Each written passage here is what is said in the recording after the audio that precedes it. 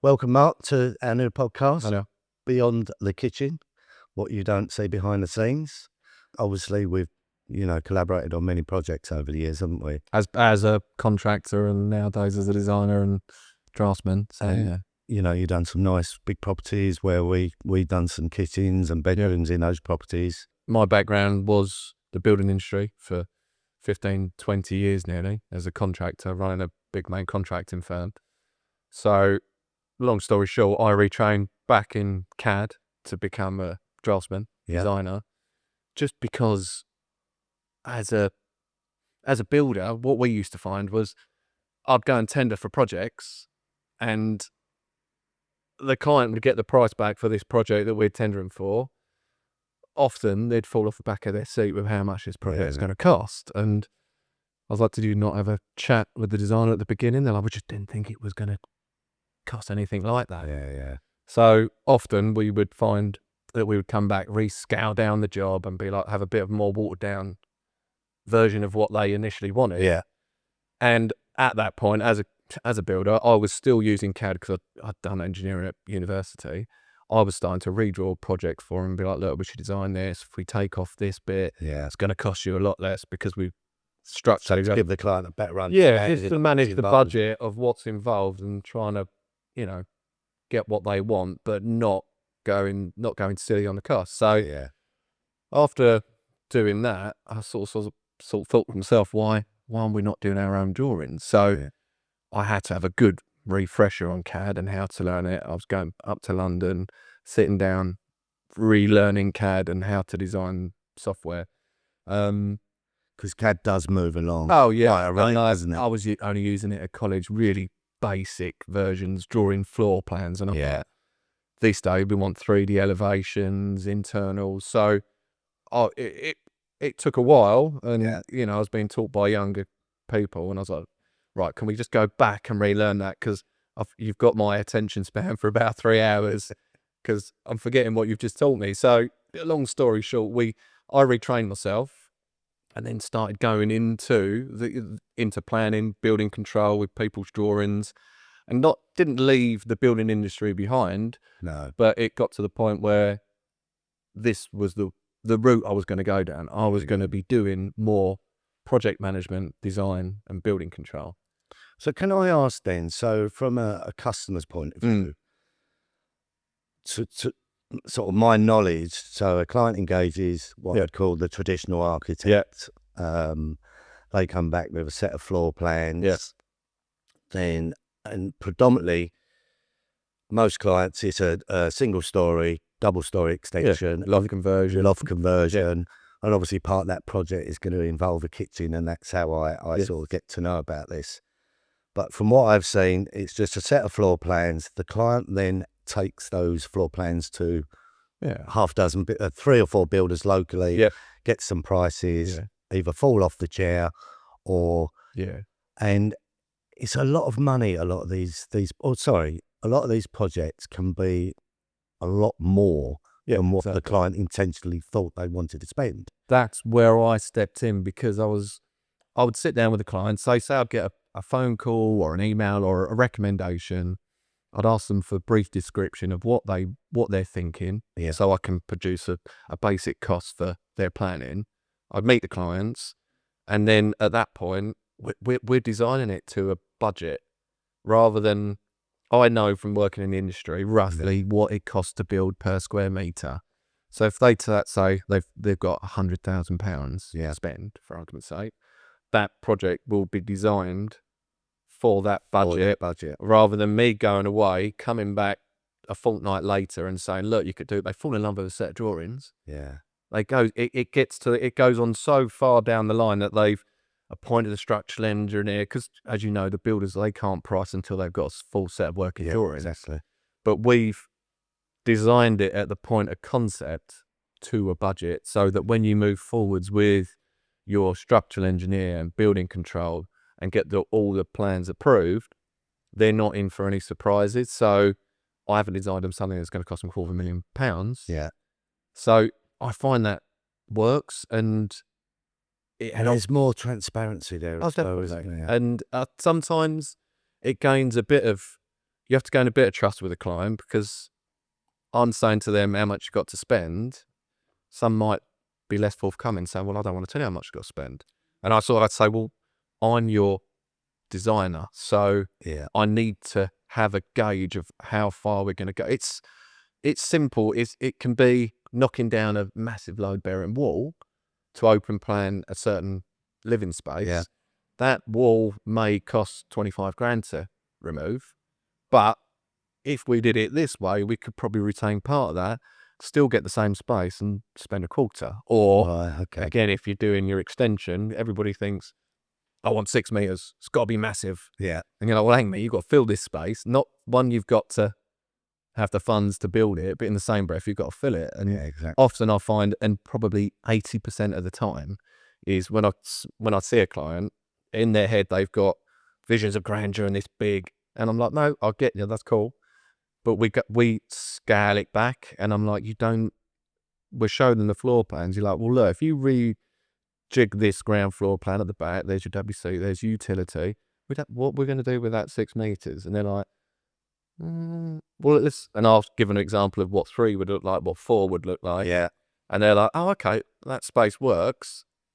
But, 6 meters, that extra footprint can be the difference between 50 grand. Yeah, exactly. So that's where I find it's not point of sale with me really, because it's recommendation, but I gain a lot of trust from the client, from those early phases, that when it comes through to tender, they kind of want me to hold their hand. And as you probably know, every job needs a little bit of project management. Even the simplest of projects require some form of meet the main contractor on site, and a lot of people don't. A lot of architects won't. Once you've had your drawings done, you're on your own, sort of thing. But more or less, yeah. For me to come to site and meet the appointed contractor for an hour just to roll out the plans and sounds really good, because what I've found historically for many, many years, so the client will engage with the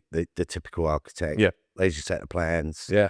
And what we find, one of the main reasons most people have an extension or, double story extension is because they start this project because initially we want a new kitchen. Yeah. And then it evolves. Everybody wants a new kitchen, right? They've got to have the new kitchen. Yeah. So soon as they've got the architect's drawings, the first people they engage with, before they've even engaged with the builder, is a kitchen company. Yes. And that's where we come in. And we've got the set of architect's plans, and you've got this lovely big space to work with. And we sort of need to get an idea of budget from the client. But at that stage, we don't have a budget. No. Because we haven't spoke to a builder, we haven't spoke to a structural engineer yet. They've done nothing. So at ground zero, we're the first people they engage with. Yeah. And sometimes it's difficult when there isn't a budget and you've got your 4 meter, 6 meter extension. Oh, it's finger in the air, isn't it? You can design a kitchen for £20,000, £30,000, you go up to £100,000. Exactly. And if the client isn't giving us a steer, it's very difficult. And quite often we do find that we do a lovely scheme, we produce a beautiful CGIs, present them to the client, and they go, wow, is that our new extension? And then you give them a price, let's say, for example, that's 50 grand. And they go, okay, that's reasonable. We love the design. Now what we can do, we can go away, engage with the builder and, the other various people, get all their quotes in. Now, if they've started off with a figure in mind of 120 grand for the project, and then the builder comes back at 70, 80,000, we're not going to be able to have that lovely kitchen that we designed. No. But where your approach is slightly different, you're holding their hand through that initial stage, getting the drawings, giving them little steers of, well, that's going to cost this, that's going to cost that. Yeah. What you're providing is a service where it's achievable. Yeah. Rather than... I think it's really important because, I suppose on say if it's £150,000 job, if you're £10,000 short, it's not the end of the world. No, 50 grand short, you're in trouble, or it's not going to get finished, or they're not going to have a lovely kitchen. Yeah. They're going to go down to Magnet. Yeah. And stick it on finance because they hadn't thought of that point at the beginning. So it's a funny one. I mean, there is some design and build companies locally that I think are pretty good, but I think if you're engaging with a client at planning stage, and we've got one at the minute, haven't we? Yeah. There's a long time scale from you doing them a plan that they fall in love with. Yeah. They're still in planning. They've got to then go into building control, appoint the builder, and you're like, it's 3 months down the line. Not saying, they lose interest, but I wish it was quicker, but unfortunately It's funny you say that. We've got a job where we've just got it over the line with a client, local client. Now, they engaged with us 14 months ago, and he had some problems with planning. Yeah. And obviously, when we're engaging with a client, we're keeping regular contact with them. And he said, Neil, just got to put the project on hold. We love what you've done for us so far. We've got some issues with stills, etc. And kept in contact with them 6 months. He still hadn't resolved it. He said, listen, rather than you chase me, I'll come back to you. And a couple of weeks ago, he's phoned up, got all the planning sorted. We're now in a position to go ahead. But it just goes to show how long sometimes planning can take before they can actually press the button to proceed. Yeah. I mean, as a project like that, has he got a separate project manager, or is it purely down to the contractor? He's actually a builder himself, funny enough. Right. So yeah, it just proves a point how long some of these sort of examples can take, isn't it? Yeah. I mean, I guess the amount of drawings and plans that I do, I can only probably project manage a few of them a year. So for our viewer,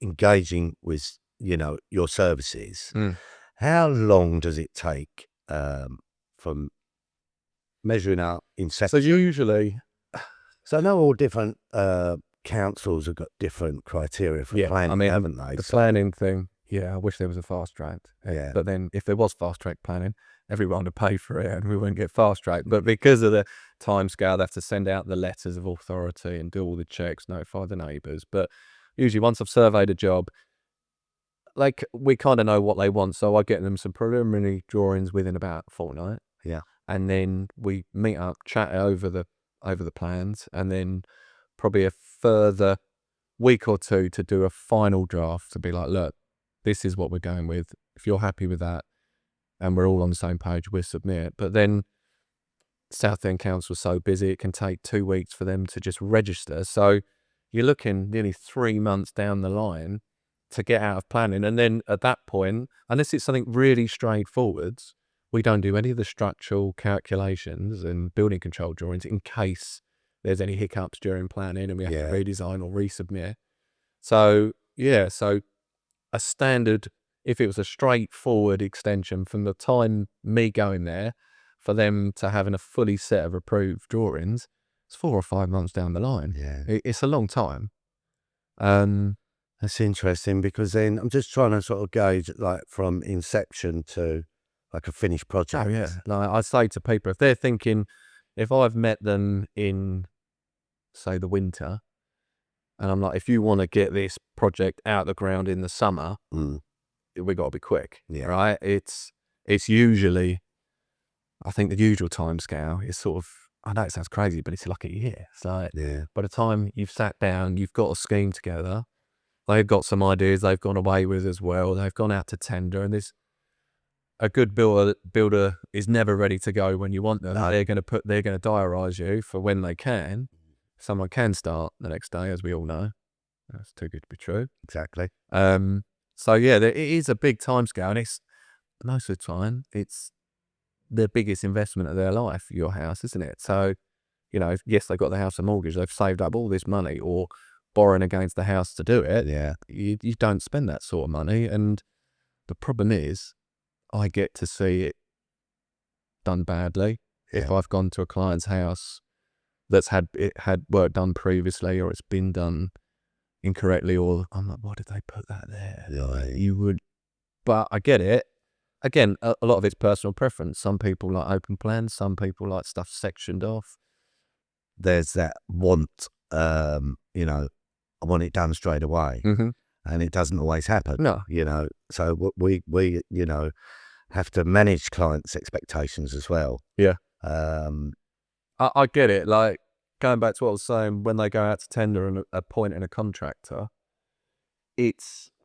there's so few people I can recommend. Yeah. You know, I can count them on one hand. And some of the best builders, you know, stuff comes up on site. The relationships, you know, you're in someone's house for 6 months. I get it. Sometimes it can break down.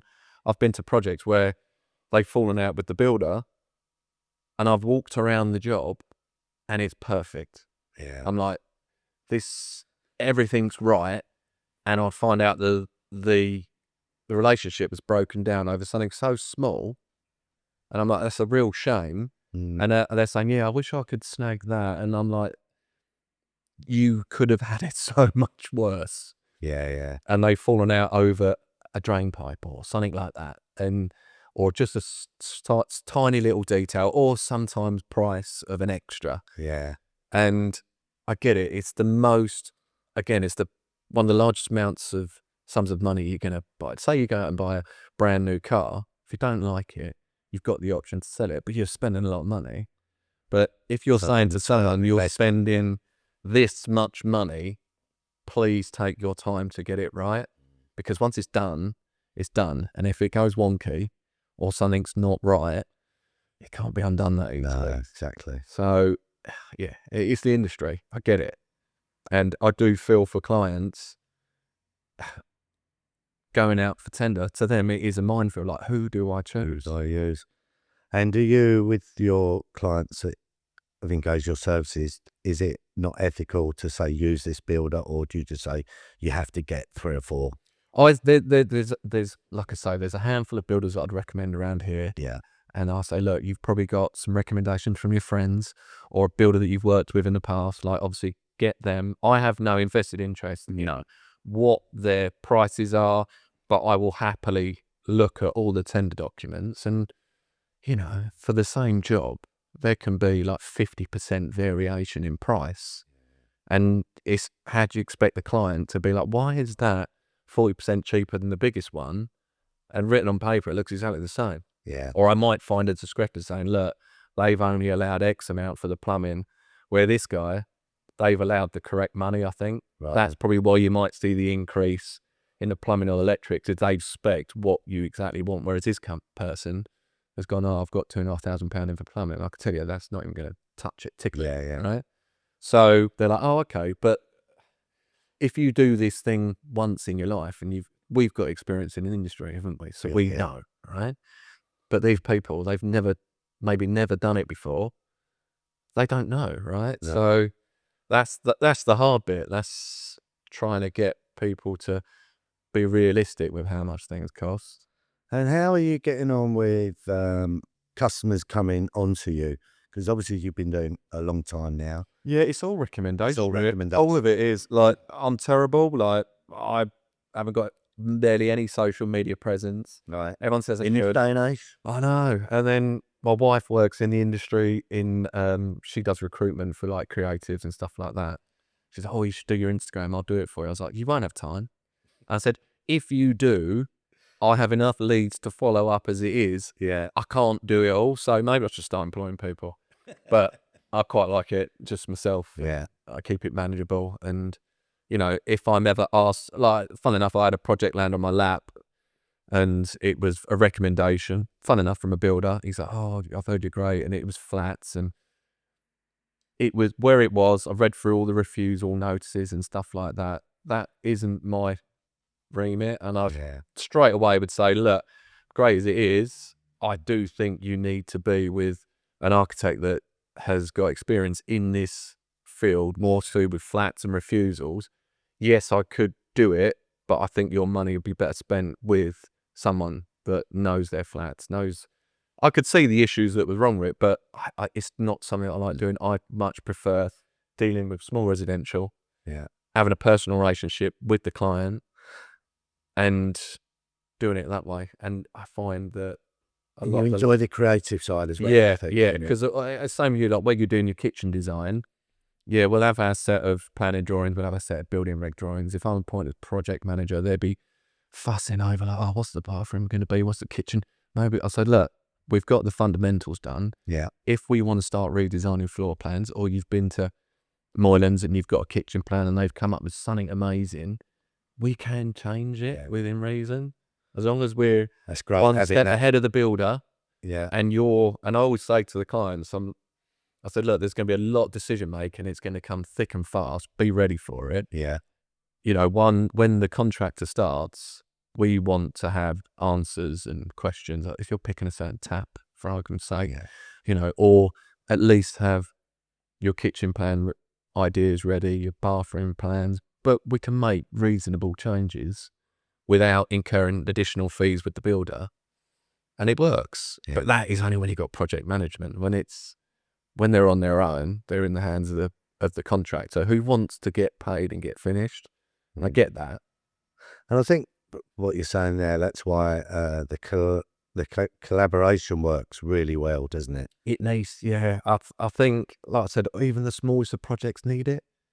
To talk with you, kitchen designer, like we've got one at the minute, and we give them a couple examples, haven't we? Of like, look, if we didn't get this, you could get this, and they're like, oh my god, right, hadn't thought of that. But in the meantime, whilst we're ticking along in planning, we go for what you want. But these are different examples of fallback and stuff like that. And the nice thing also, it takes it away again from the client's perspective. They haven't really got to worry about all the ins and outs, because if I'm doing a design for a kitchen, and I'll just pick the phone up and ask you, exactly. Mark, look, we've got can we tweak this wall here slightly, rather than sort of the normal traditional method was, right, go back to the client and say, well, we can improve the design slightly if you can get back in touch with your architect, see if we can. It's time consuming. A lot of architects don't want to change the plan.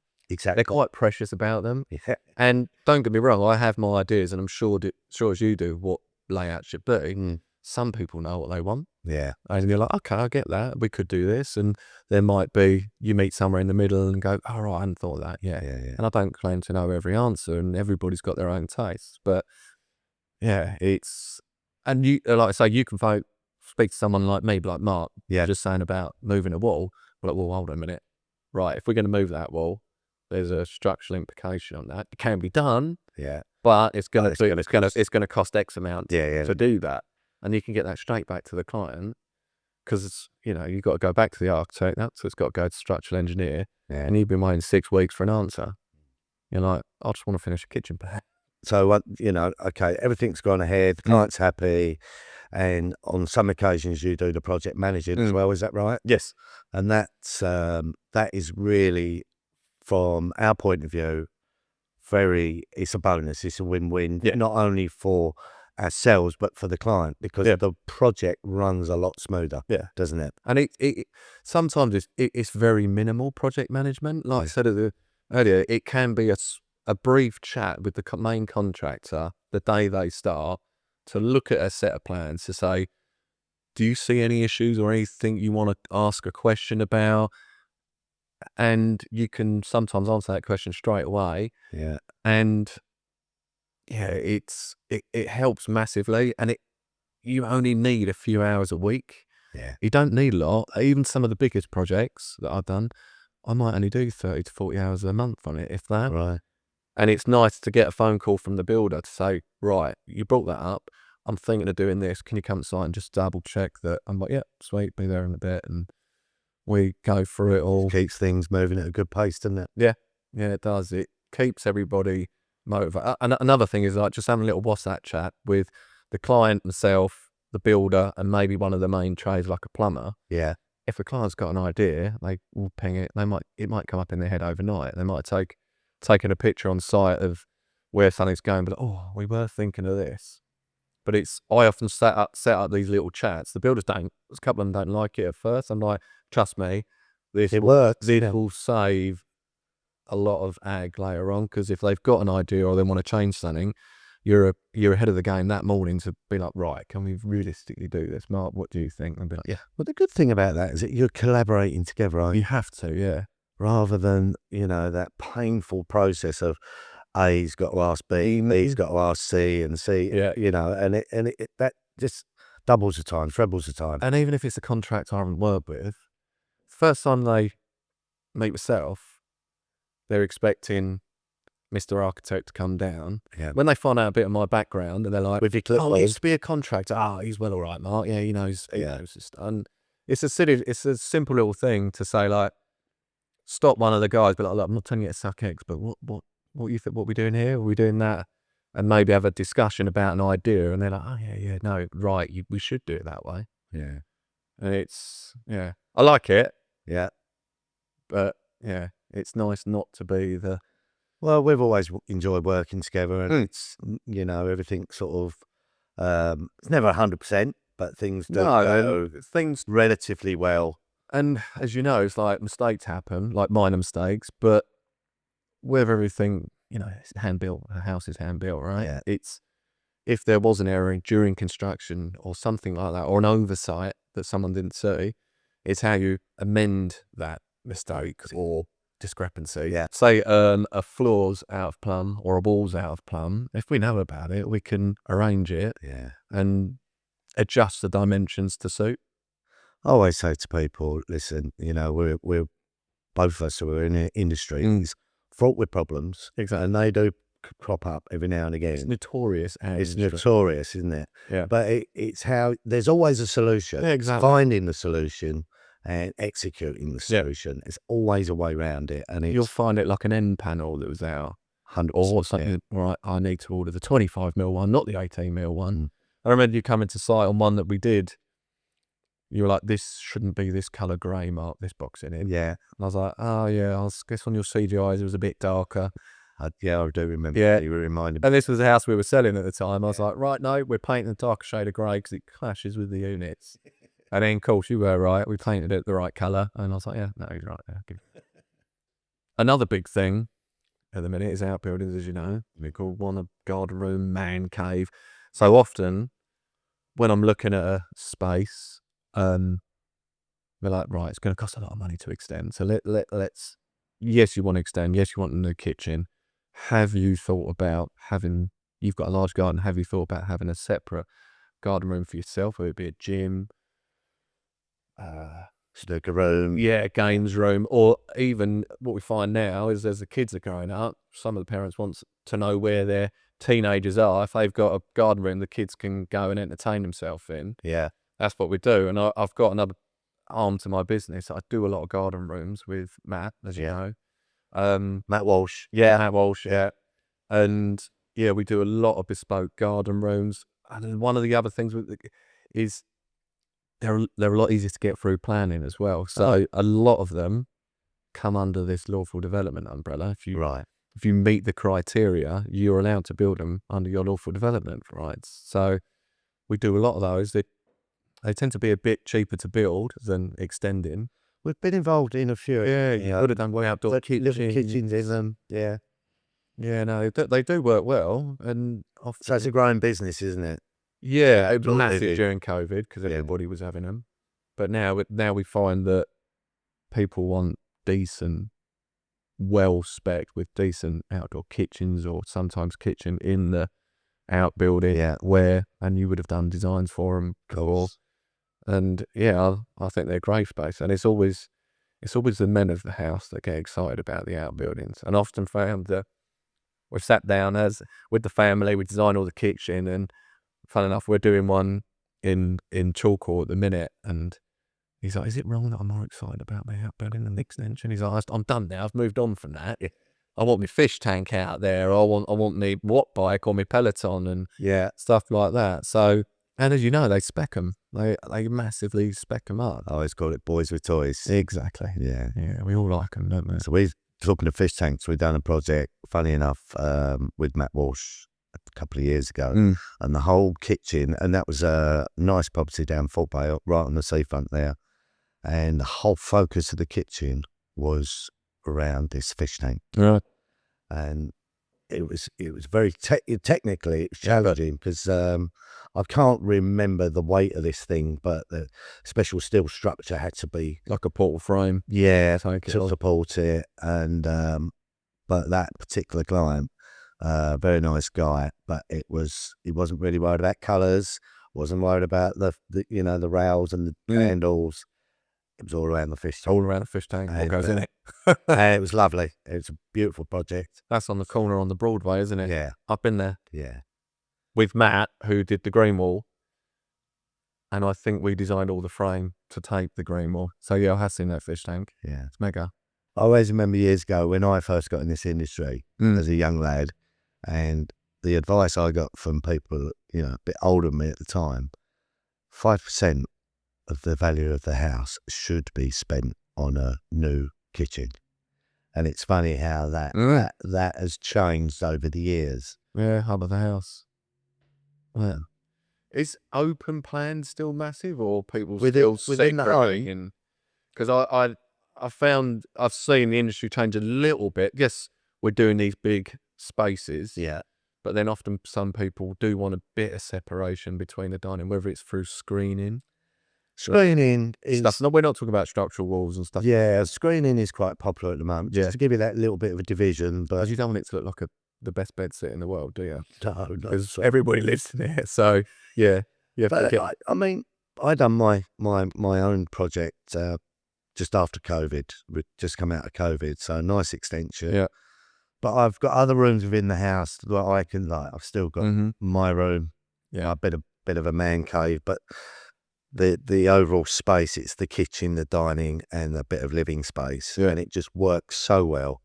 And a separate utility room. That's what most people, when they're having new extensions nowadays, must have a utility room to put all their appliances in. Study, indoor home studies. Whether it be a garden room, I'm often finding that when we design houses, they want an indoor study space. Yeah, even if it's new builds. There's so many people work from home these days. Everyone wants to get on the training wheels. Yeah. So the industry has changed so much in the the amount of years I've been involved. I remember most kitchens when I first started, you'd be lucky if the room was 10 by 6, and you'd have to fit a little L-shaped kitchen or a U-shaped kitchen in there. Yeah. But it's so in answer to your question, I would say 80% of the jobs that we're involved in today is all about that open plan space, and because it works, and another reason why people are having these extensions, because the existing blueprint of a house, you cannot do open plan living. No, I mean, my house is 100 years old, and it would have been beautiful the day it was built. Yeah, it was just small ground floor rooms that just needed opening up. Yeah. Didn't need the biggest extension in the world. No, to make it work. Almost it was squaring off a back corner. But it's game changing when you walk in the house. In the early days, when I first got into the industry, most homes you go into, it was traditionally it's mum's space. Yeah, it's mum's kitchen. Mum's kitchen. It's 10 by 10 or 12 by 12. Got an old gas stove and a little fridge freezer in it and a washing machine as well. But mum was always in the kitchen. And obviously, as we've progressed in time, and to give you a little bit of an insight, we've done, my extension recently. And one of the main reasons was my wife, she's a fantastic cook and she loves cooking. She spends a lot of time in the kitchen, but she felt lonely. Yeah. And she used to moan, because me and my daughter, or if we got friends round, we're in the living room and I'm entertaining in the living room, and she's stuck at the back of the house getting the food ready. And she always used to moan about it. So to the point where, the only way we can't just knock a wall down, because it's not really going to create the space. You need the extra square meter. We've got to go out. Let's go out at the back. And, now to give you an idea, so we've got a lovely sized kitchen. We've got a big island, which, is fantastic for us, because she'll be cooking. I'm sitting there having a cup of tea, having a chat while she's cooking. We've got a big TV on the wall behind where I sit on the island, so she can, although the TV's there, it's not like you're staring at it all the time. No. It's a bit of background noise. Sounds like a carbon copy of mine. Is it? Yeah, it's like long row units, big island, seating, big TV. We've got some banquette seating in the corner. Yeah. And it works because you get it's small, the seating, when it needs to be, but you can get 10 round when you want it. Brilliant. And I do most of the cooking. Yeah. But the kids will be sat down watching TV or playing or drawing on the dining table or the banquette seat and having fun there. So I get it works, right? It's what everybody has. And like we say, we live in the back of the house. We have a room at the front, but it just doesn't get used hardly these days. We've got open fire in there. We have to make an excuse to go in and turn on the stove so we can Have an open fire. Also, the nice thing is, we like entertaining. We've constantly got friends and family around, and we've got the space. No one's being pushed into that room and Just that room. hung out around an island all evening, just chatting all night. That is what works. Yeah. And And long may it continue. Yeah, so going back to like project management, and I'm sure your experiences are like the same of mine. There must have been times when, and I found it, if I hadn't been involved as a project manager, the contractor on site would have not necessarily done what's thought best, would take the easiest route. And there's amount of times that I've stopped a contractor and been like, right, hang on a minute, we've got a light detail here, or Neil's kitchen plans are specifying this width. Why is that like that? And he's like, oh no, we do that. It's the easiest way to get over it. And it isn't the way. It's like, and I often, I put my feet down and say like, no, it's got to be done like this. It has. Otherwise it's going to not be right. And even if it's not obvious, I'll know it. The client might realize it, or be like, why is that not straight there? Or that's slightly out there, or silly little things like laying tiles. Yeah. You know, large format tiles are like, why have I got a 10mm tile joint right by the bottom of the plinth? Yeah. And why couldn't we have? That is all down to attention to detail. Yeah. And where we're good as a company and part of our service, we work for the client, but with the builder, builders, contractors. A lot of communication goes on well before we've even started to fit the kitchen. Yeah. So if we're engaged, we'll visit the client's, what we call a site at the time. Yeah. We're talking to the plumbers, we're talking to the chippies, or doing boxing, bulkheads, that kind of thing. I mean, you must have been out to site, you know, when you do your final survey at point of plaster finish, and it's probably not been right. You'll be like, this measurement isn't true. Yeah. And you've had to put your foot down, say to the builder, listen, the client, be like, look, this is, it might seem only be 10mm out, but your kitchen is not going to look right fitted in that gap. 100%. And you're going to see this gap and go, why is there a gap there? And you don't want to say, oh, because it's plastered wrong. But that's the beauty of us going out to site, you know, when work is in progress. Because like we said earlier, mistakes happen. Exactly. But it's hopefully spotting them early enough, find a solution, gets fixed before we even turn up on site. So that kitchen goes in exactly how we were expecting it to go in, rather than everything gets done, it's all plastered and painted. We turn up on site, that wall needs to go back 50mm, and then it's a major problem. Yeah. And it just delays the project. Sometimes it can cost the client a bit more money to start moving things around. So we are, our attention to detail is second to none. We're on it. That's why you're on the ball. You're ahead of the game before the problems arise. Yeah. And it's not, doesn't come out in the wash at the end of the job. And no, and it also eradicates all that. Well, we've done this way because this was on that drawing, and we've got. Then this is something that crops up quite a lot. An architect will issue a set of plans to the builder. And there'll be a revision to that plan, and that doesn't get back to you. Yeah, no. And it's one that we see, and I go to site so many times, and I'll have a chat with the builder. That doesn't look right. What's going on there? That doesn't seem. Can we look into?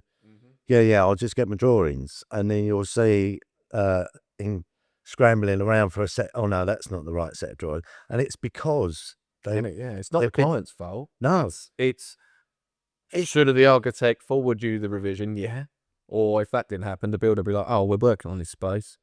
I've got your kitchen plan, but unless you're there and checking, it doesn't. And it can quite often happen. The builder go, these are the plans. Look. But no, there's been another revision. Yeah, that's Rev D. I'm working off of revision B. So it's just managing all those processes, really. Because sometimes builders they can be the best builder in the world, and they're really good on the tools, and they're brilliant craftsmen. But sometimes their paperwork skills are a little bit lacking. Yeah, you know, it's a difficult one.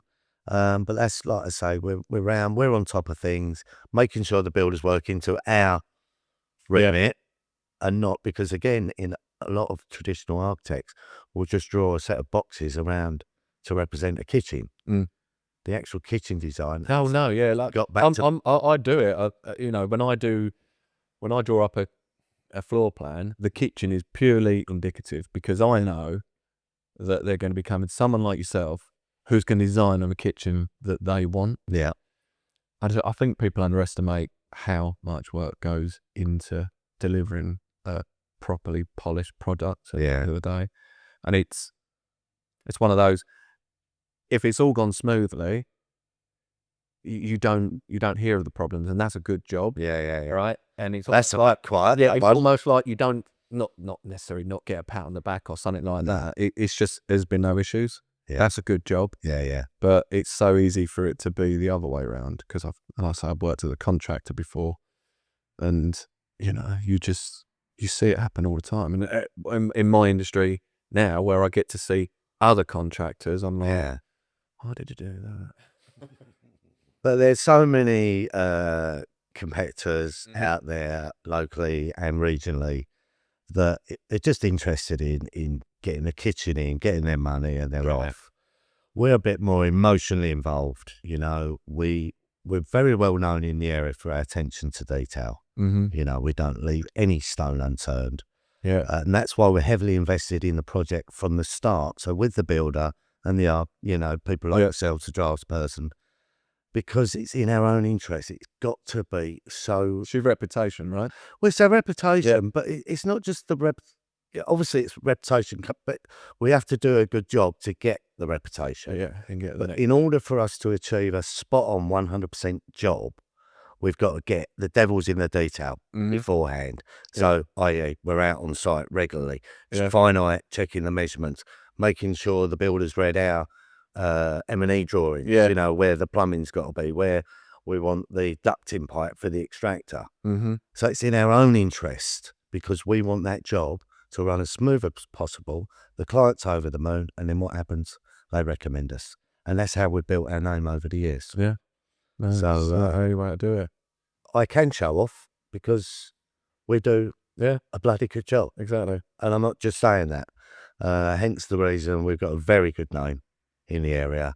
Lots of people. In fact, Mark, over the last 10, 15 years, we've got to a stage now where even the local estate agents, in the particulars of this house or this home benefits from a Moylans kitchen. I've seen it. I've seen it. That gives you an idea, doesn't it? Yeah. The weight that it throws. I got you guys round to do our 2 new builds that we That's did. right. And purely one of the reasons, yes, you do amazing kitchens, but it was the name was in the sales brochure. Yeah. This house benefits from a Moylans kitchen, right? So we're doing something right. Exactly. Mark, it's been great having you here today. Thanks very much for coming along. Man. Your experience and your insight to how this all works has been invaluable. And if you'd like to see more from Beyond the Kitchen, please subscribe. If you've got any questions regarding today's episode, please leave your comments below.